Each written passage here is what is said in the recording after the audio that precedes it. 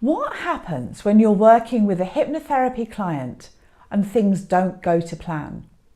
Because I'm sure wherever you studied, they will have said, plan your therapy session, have an idea of where you're going, perhaps even get details from the client in advance so you can really prepare thoroughly. And this is one of the reasons why we suggest scripts are not the answer.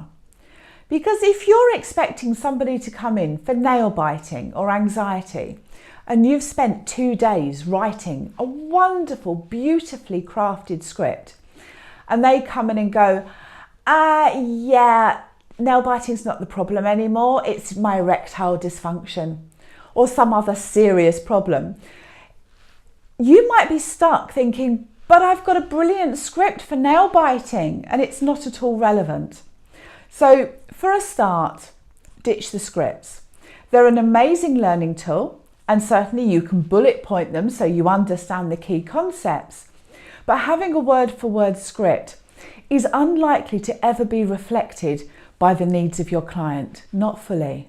It's much better to be able to know what you're doing, what you're seeing the client do, and analyse and assess that, and to understand the techniques that you have available to you so that you can adapt and apply those techniques as situations emerge.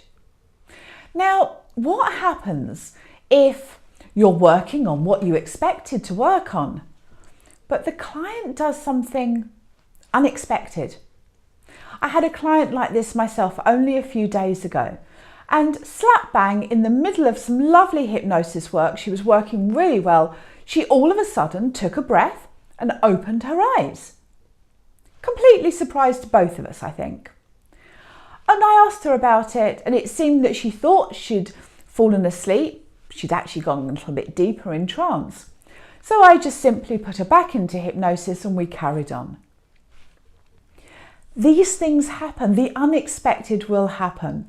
In fact, you can expect the unexpected. So what do? First of all, you keep calm. If you are calm, you're better able to focus and think about what you're going to do. Then you keep it simple. If they have their eyes open and they should have their eyes shut, simply ask them to close their eyes.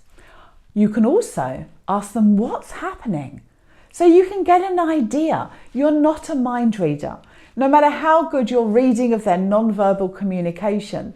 So simply say, tell me what's going on. What are you experiencing?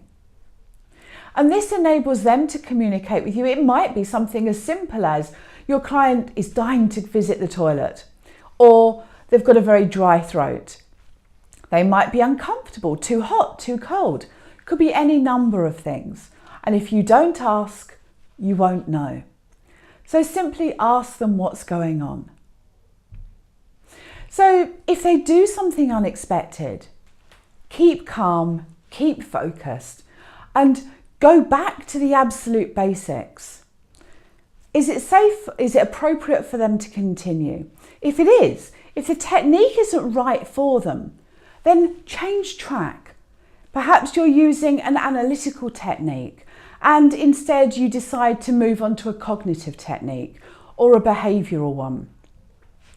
Just because you had it in your mind at the start of the session to use a certain approach doesn't mean that that's set in stone. A good hypnotherapist is a flexible hypnotherapist. You're going to adapt your work to the best needs of the client on a moment-by-moment basis. And remember, at the end of the day, the more people that you work with, the more situations that you work in, you'll develop a wonderful experience and a sense of confidence in dealing with all sorts of different situations. So work with as many different people as you can, because it's a fantastic way of truly gaining good hypnotherapy practitioner experience.